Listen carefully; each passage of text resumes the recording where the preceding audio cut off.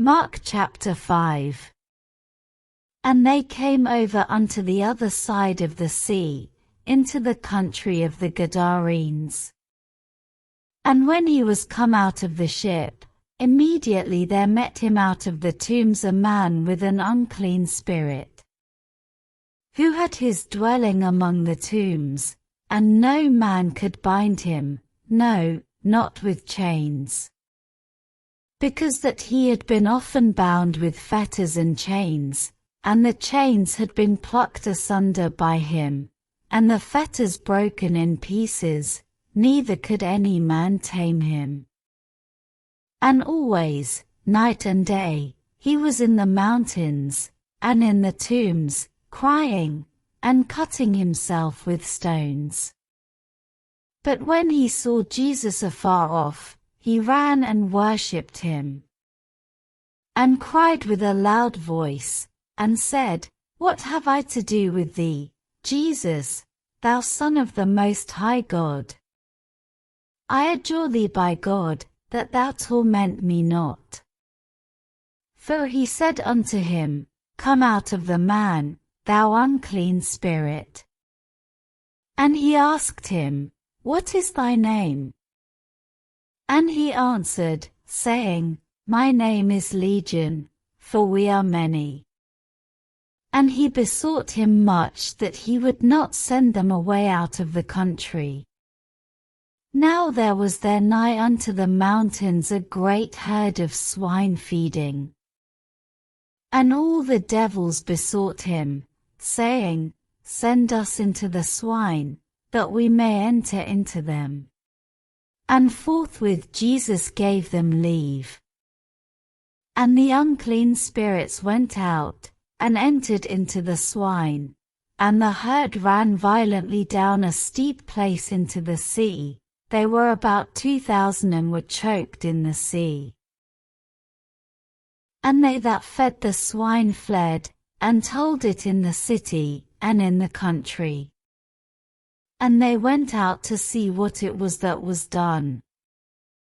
And they come to Jesus, and see him that was possessed with the devil, and had the legion, sitting, and clothed, and in his right mind, and they were afraid. And they that saw it told them how it befell to him that was possessed with the devil, and also concerning the swine.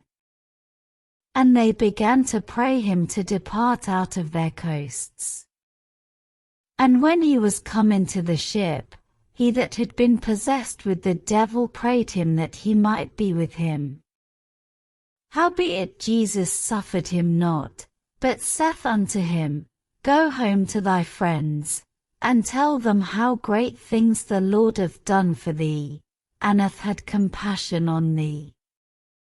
And he departed, and began to publish in Decapolis how great things Jesus had done for him, and all men did marvel. And when Jesus was passed over again by ship unto the other side, much people gathered unto him, and he was nigh unto the sea. And, behold, there cometh one of the rulers of the synagogue, Jairus by name, and when he saw him, he fell at his feet, and besought him greatly, saying, My little daughter lieth at the point of death. I pray thee, come and lay thy hands on her, that she may be healed, and she shall live. And Jesus went with him, and much people followed him, and thronged him.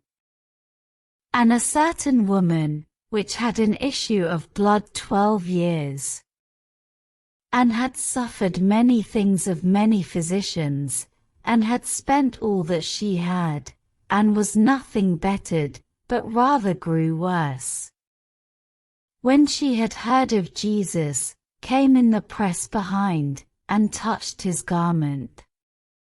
For she said, If I may touch but his clothes, I shall be whole. And straightway the fountain of her blood was dried up, and she felt in her body that she was healed of that plague. And Jesus, immediately knowing in himself that virtue had gone out of him, turned him about in the press, and said, Who touched my clothes? And his disciples said unto him, Thou seest the multitude thronging thee, and sayest thou, Who touched me? And he looked round about to see her that had done this thing. But the woman fearing and trembling, knowing what was done in her, came and fell down before him, and told him all the truth. And he said unto her, Daughter, thy faith hath made thee whole, go in peace, and be whole of thy plague. While he yet spake, there came from the ruler of the synagogue's house certain which said, Thy daughter is dead, why troublest thou the master any further? As soon as Jesus heard the word that was spoken, he saith unto the ruler of the synagogue, Be not afraid, only believe. And he suffered no man to follow him, save Peter, and James, and John the brother of James. And he cometh to the house of the ruler of the synagogue, and seeth the tumult, and them that wept and wailed greatly. And when he was come in, he saith unto them, Why make ye this ado, and weep? The damsel is not dead, but sleepeth. And they laughed him to scorn. But when he had put them all out, he taketh the father and the mother of the damsel, and them that were with him, and entereth in where the damsel was lying. And he took the damsel by the hand, and said unto her, Talitha cumi, which is, being interpreted, Damsel, I say unto thee, arise. And straightway the damsel arose, and walked, for she was of the age of 12 years. And they were astonished with a great astonishment.